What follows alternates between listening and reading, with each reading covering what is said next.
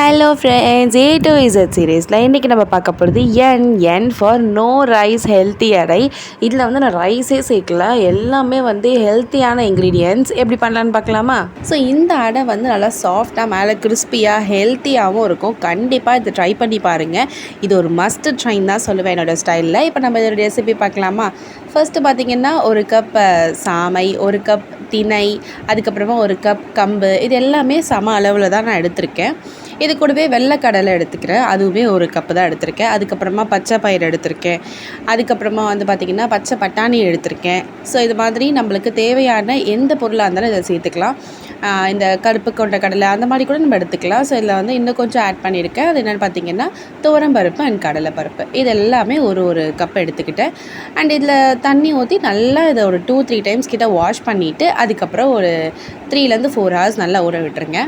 இப்போ பார்த்திங்கன்னா நான் மசாலா ரெடி பண்ணிக்கலாம். ஸோ இதுதான் வந்து இந்த அடையோடைய ஒரு டேஸ்ட்டே எடுத்து கொடுக்குறது. அதனால் நான் வந்து சோம்பு அண்டு மிளகாய், அது கூடவே பார்த்திங்கன்னா உப்பு, இதெல்லாத்தையும் சேர்த்துட்டு நம்ம ஊற வச்சுருந்தோம்ல இந்த பருப்பு ப்ளஸ் இந்த சாமை, திணை, இது எல்லாத்தையும் வந்து ஃபஸ்ட்டு ஒரு பேட்சாக போட்டு அரைச்சிக்கலாம். கொஞ்சமாக தண்ணி விட்டு அரைச்சிக்கோங்க.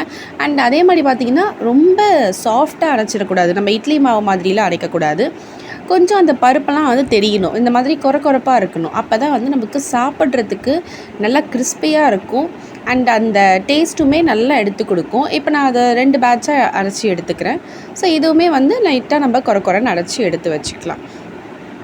அடுத்து பார்த்திங்கன்னா நம்ம வந்து இது நல்லா மிக்ஸ் பண்ணிடலாம். ஏன்னா ஃபஸ்ட்டு பேட்ச்சில் வந்து மிளகாய், சோம்புலாம் போட்டிருந்தோம்ல. ஸோ எல்லாத்துலேயுமே அந்த மிளகாய், சோம்பு, உப்பு எல்லாமே மிக்ஸ் ஆகணுன்றதுக்காக ஃபஸ்ட் நல்லா மிக்ஸ் பண்ணிக்கலாம். இந்த அளவில் இருந்தால் பர்ஃபெக்டாக இருக்கும்.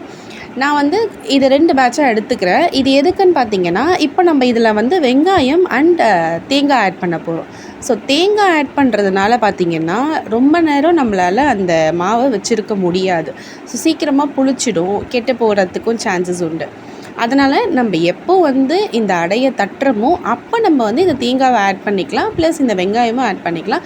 வெங்காயம் ஏன் சொல்கிறேன்னா, இந்த ஆனியனில் இருக்க தண்ணி வந்து வெளியில் வர ஆரம்பிச்சிடும். ஸோ அப்போது ரொம்ப மாவுமே தண்ணி ஆகிடும். அதனால் நம்ம எப்போ தட்டுறோமோ அப்போ சேர்த்துக்கோங்க. இதில் இன்னொரு பெனிஃபிட் பார்த்திங்கன்னா நல்லா ஃப்ரெஷ்ஷாக இருக்கும், அதனால தான் சொல்கிறேன். கூடவே கொஞ்சம் கொத்தமல்லி, கருவேப்பிலை எல்லாமும் சேர்த்துக்கிட்டா நல்ல ஒரு ஃப்ளேவர் கொடுக்கும். இப்போ இந்த மாதிரி உங்களுக்கு தடியாக சாஃப்டாக வேணால் தடியாக சாஃப்டாக தட்டிக்கோங்க. அப்படி இல்லைன்னா இந்த மாதிரி கொஞ்சம் மெலிசாக தட்டினீங்கன்னா நல்லா மேலே கிறிஸ்பியாக, மேலே நல்லா ஒரு கோல்டன் ப்ரௌனில் இருக்கும். அது மட்டும் இல்லாமல் உள்ளே நல்லா சாஃப்டாக இருக்கும். அண்ட் இதில் இருக்க பருப்பு எல்லாமே அவ்வளோ சூப்பராக எடுத்து கொடுக்கும். சாமை, திணை, கம்பு, இது எல்லாமே ஹெல்த்தி. ஸோ கண்டிப்பாக இது ஒரு மஸ்ட் ட்ரைன் தான் சொல்லுவேன். நீங்களும் இந்த மாதிரி செஞ்சு பார்த்துட்டு எப்படி வந்துச்சுன்றதை கமெண்ட் பண்ணுங்கள். இது மட்டும் இல்லாமல் உங்களுக்கு வேறு ஏதாவது ரெசிபி இந்த மாதிரி ஹெல்த்தியாக தெரியும்னா கண்டிப்பாக கமெண்ட் பண்ணுங்கள். நான் அதையுமே ரெசிபி ட்ரை பண்ணி போஸ்ட் பண்ணுறேன். இந்த வீடியோ பிடிச்சிருந்ததுன்னா லைக் பண்ணுங்கள், ஷேர் பண்ணுங்கள், சப்ஸ்கிரைப் பண்ணுங்கள். டாடா பாய்.